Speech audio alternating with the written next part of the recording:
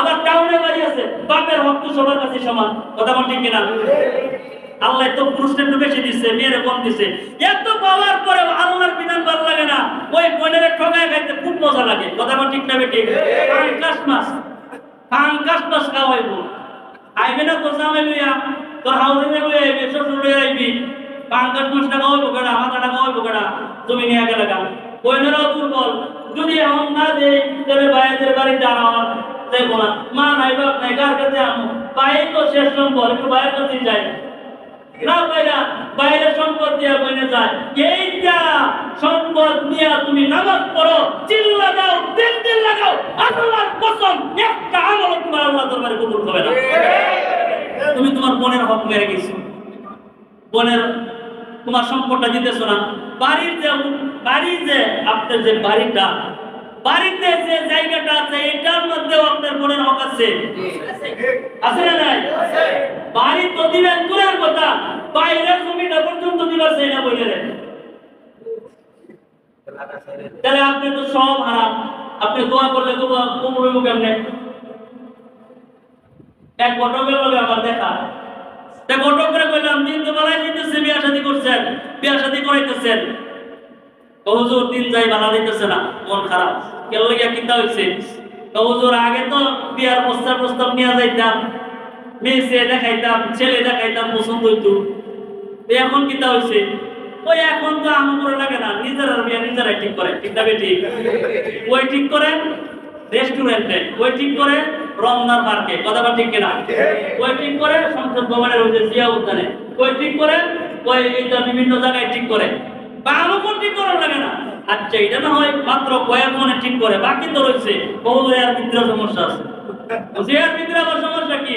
হুজুর ছেলে দেখাইবার তো নিয়ে যায়, যে পছন্দ হয়েছে নি, খুঁজে সরকারি জামাই। কি বুঝে? সরকারি জামাই বুঝে, সরকারি চাকরি।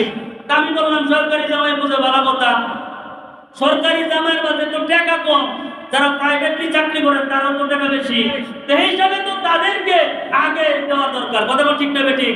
হুজুর এটার ভিতরে সমস্যা। বলছি এটার ভিতরে আবার সমস্যা কি? ফ্রি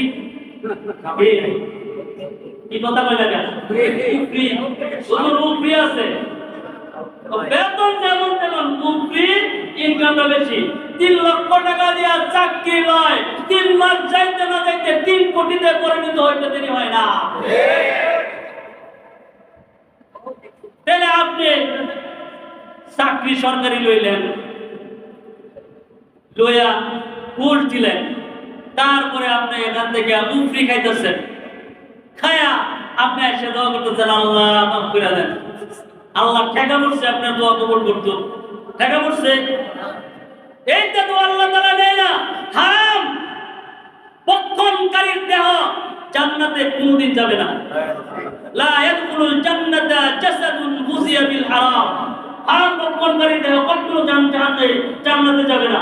তাহলে আমার কথা হলো, এটা তো হারাম দেহ বানায় আছেন, আপনার পোশাকে হারাম, আপনার যে খাইতেছেন খাদ্যে হারাম, আপনার উপার্জনে হারাম, সব কিছু হারাম নিয়ে আপনি ডাকতেছেন। অথচ এর বিপরীত যদি আসেন, কাদা লাগায় আসেন, আপনার মুখে কাদা, আপনার পোশাকে কাদা, উপার্জন করছেন, উপার্জনের কারণে আপনার পোশাক কাদা হয়ে গেছে, আপনার শরীর কাদা হয়ে গেছে।